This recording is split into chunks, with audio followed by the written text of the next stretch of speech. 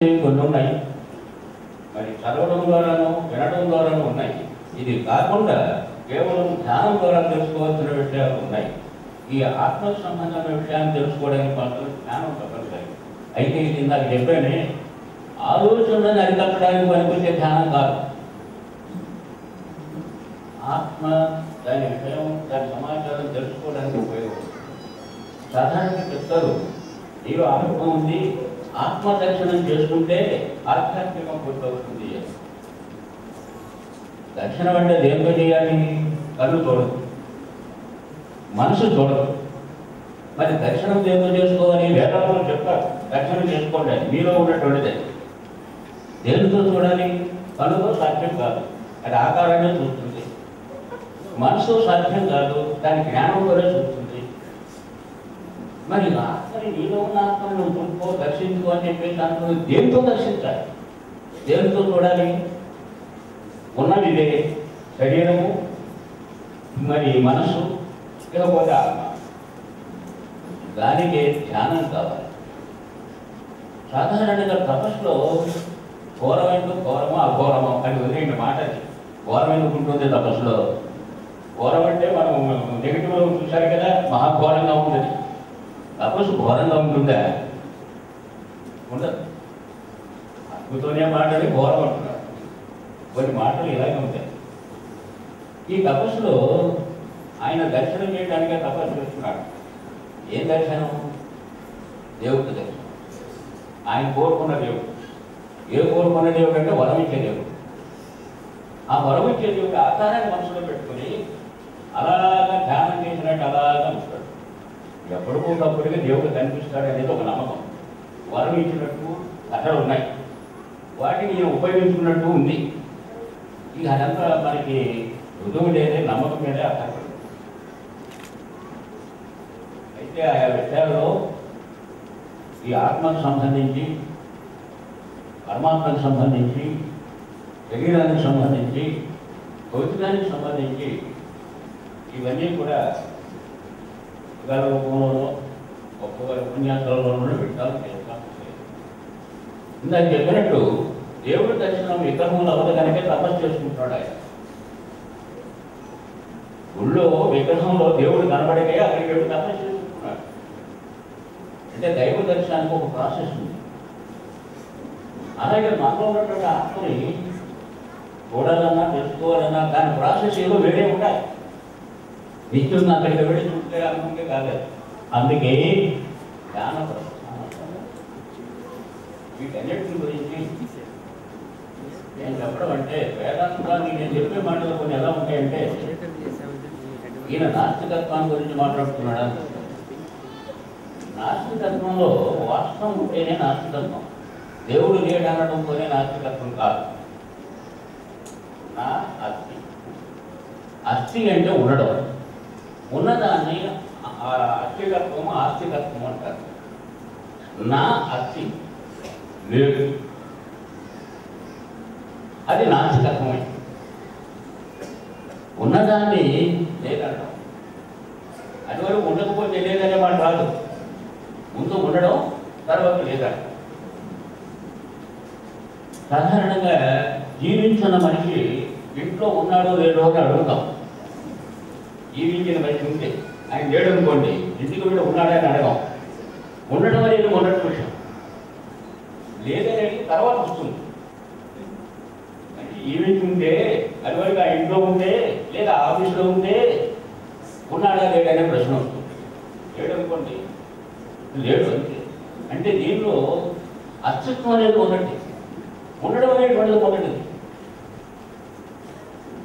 లేదు అనేటువంటిది తర్వాత.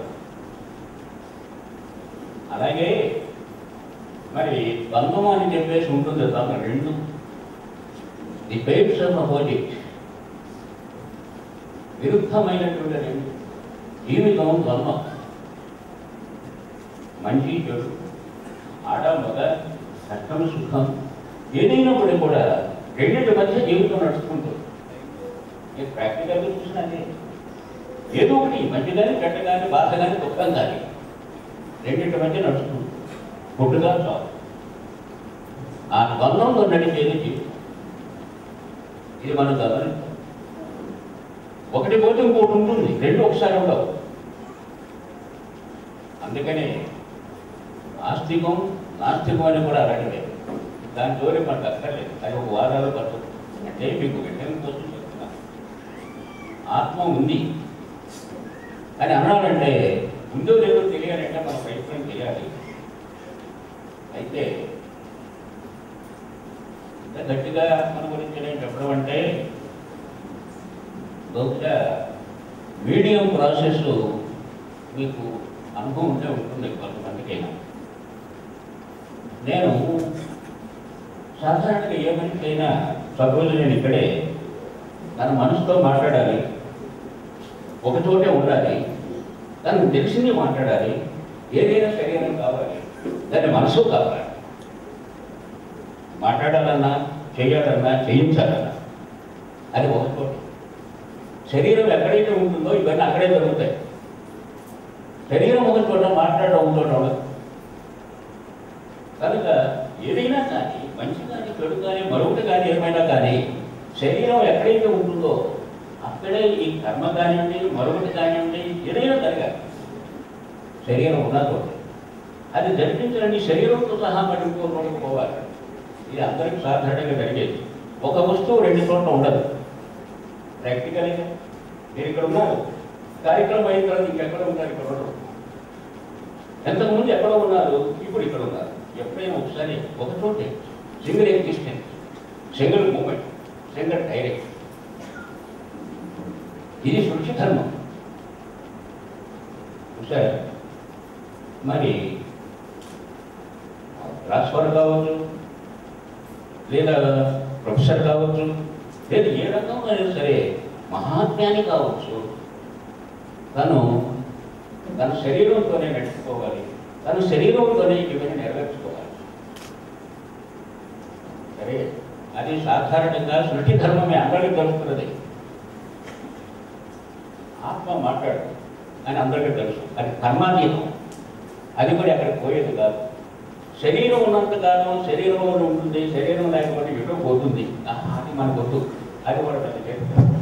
ఇంకో చోటకి పెడుతుంది, ఇంకో శరీరంలో పెడుతుంది అనేది కర్మసిద్ధాంతం. దాని జోలి మనకు వద్దు.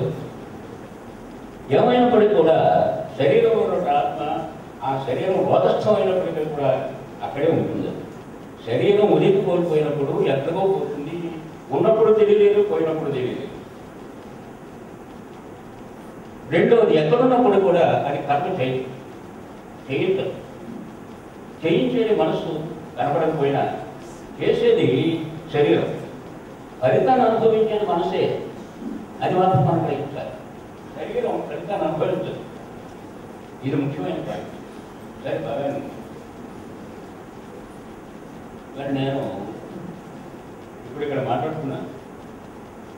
ఇదే సందర్భంలో హైదరాబాద్లో మాట్లాడుతున్నాను. ఇప్పుడు జరుగుతుంది కార్యక్రమాలు ఎక్కడ జరిగినా ఈ కార్యక్రమాలు అక్కడ మాట్లాడుతున్నాను. ఇప్పుడు మాట్లాడుతున్నాను హైదరాబాద్లో మీడియంలో. నాగపూర్లో మాట్లాడుతున్నాను ఇదే సమయం. తెలుగులో మాట్లాడుతున్నాను ఇదే సమయం. ఎక్కడ మాట్లాడుతున్నాను నేను చూస్తున్నాను. ఎలాగా, దేంతో మాట్లాడుతున్నాం? ఇక్కడ మాట్లాడుతున్నదేమో తెలుస్తూనే ఉంది, శరీరం మనసు వగైరా. అక్కడ మీడియం ఉన్నాడు, అతను ఒక వ్యక్తి, అతనికి మనసు ఉంది, అతనికి జ్ఞానం ఉంది. మరి నేను మాట్లాడుతున్నాను అక్కడ. ఎవరైనా మాట్లాడాలంటే మనసు కావాలి. అతను మాట్లాడుతున్నాడంటే అతని మనసు మాట్లాడితే అతని మాటలే వస్తాయి.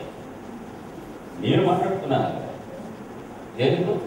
ఇక్కడ మాట్లాడుతున్నాను నా మనసుతో. మరి మీడియంలో అతని మనసు మాట్లాడదు, అతని శరీర స్థితి కోల్పోతుంది. అంటే దాని అర్థం ఆ దర్శన జ్ఞానం ఉండదు.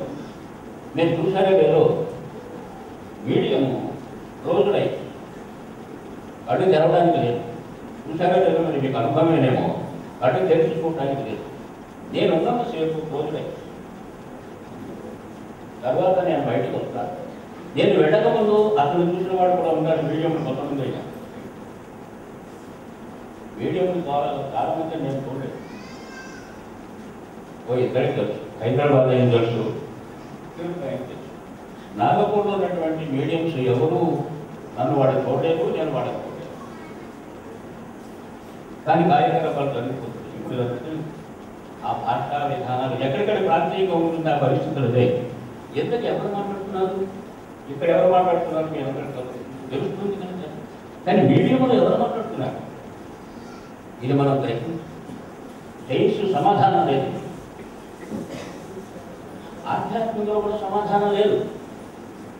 ఎందుకంటే ఆత్మ మాట్లాడు, ఆత్మ శరీరాన్ని వదిలి ఎక్కడికి పోదు, చచ్చిపోయినప్పుడే పోదు.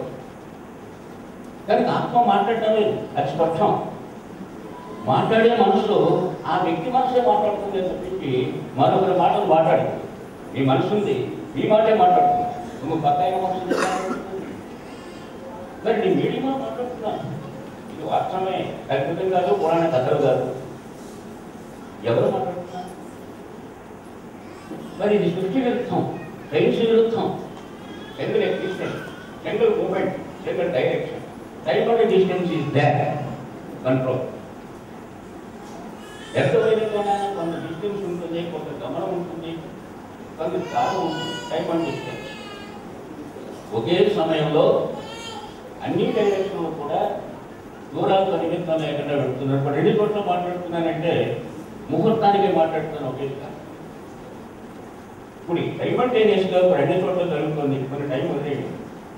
అవు నేను అనేది ఏమిటంటే నేను మాట్లాడుతూ ఇక్కడ మాట్లాడుతున్నాను నేను, మరి అక్కడ మాట్లాడేది ఏమిటి? మీడియం కాదు, అది స్పష్టం. మరి ఎవరు మాట్లాడుతున్నారు? భౌతికవాది, ఆధ్యాత్మికవాది. ఆధ్యాత్మిక అనడానికి లేదు, ఆత్మ మాట్లాడు. భౌతికం అనడానికి ఏమో మనసు మాట్లాడాలి. ఆ మనసు, ఆ మీడియం మనసు మాట్లాడు, అది స్పష్టం. నేను అతను వదిలేసి వచ్చిన తర్వాత అతని మనసు వస్తుంది, అతని మాట వస్తుంది, అతని నేచర్ వస్తుంది, అతని ఆకారం కనపడుతుంది. మీరు గమనించి చూడండి, పరిశీలి. నేను వెళ్ళక ముందు కూడా అతని స్థితి ఉంది. ఆ మాట, విధానం, ఆ జ్ఞానం అంతా కూడా పరిమితంగా ఉంది. మరి అది కానిటువంటి స్థితిలో అక్కడ జరుగుతుంది అంటే ఏదో ఒకటి ఉండాలి కదా. ఆ మనసు, ఆ స్థితి, ఆ నేచర్ కాదు, మరొకటి ఉండాలి. అది ఏమిటి?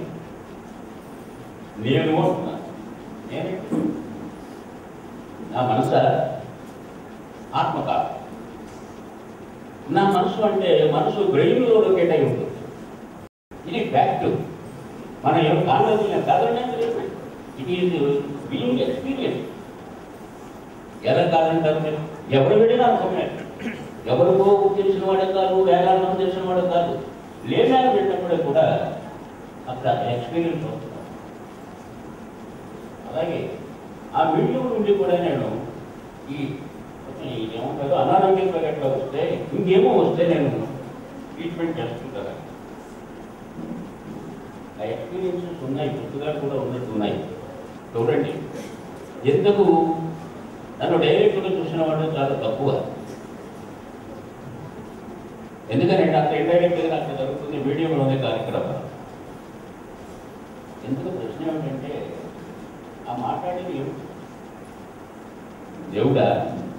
దేవుడు ఇక్కడికి వచ్చాడు, అవతరిస్తేనే వచ్చాడు. దేవుడి సంగతి కూడా అవుతున్నాడు. ఉన్నాయి భౌతికం, ఆధ్యాత్మికం. ఇప్పుడు ఈ కేసులో రెండూ కాదు, భౌతికమైనటువంటి మనసు కాదు, ఆధ్యాత్మికమైనటువంటి ఆత్మ కాదు. కానీ కార్యక్రమం జరుగుతుంది. మనసు చేసినట్టుగానే అక్కడ కార్యక్రమంతో నెరవేరుతుంది. ఏమిటిది? ఎందుకంటే భౌతికం, ఆధ్యాత్మికం, ద్వైతం లేదా బంధం రెండు. నిత్య జీవితంలో రెండు కలిసినప్పుడు అవి ఏవైనా కానీ ఉంది, మూడవది ఒకటి వస్తుంది. ఆ మూడవది ఈ రెండింటిలో ఏది కాదు.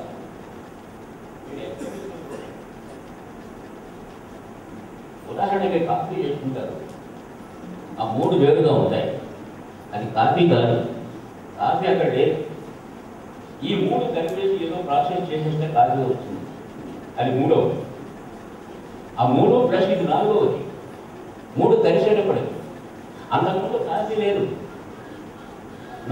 ఆ మూడు కలిపా, నాలుగవది ఒకటి వచ్చింది. ఈ నాలుగవది కాఫీ ఆ మూడింట్లో ఏ ఒక్కటి కాదు, వేరుగా.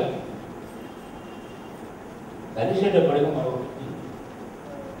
అయితే ఆ మూడింటితో సంబంధం లేకుండా ఇది ఎలా ఉంటుంది?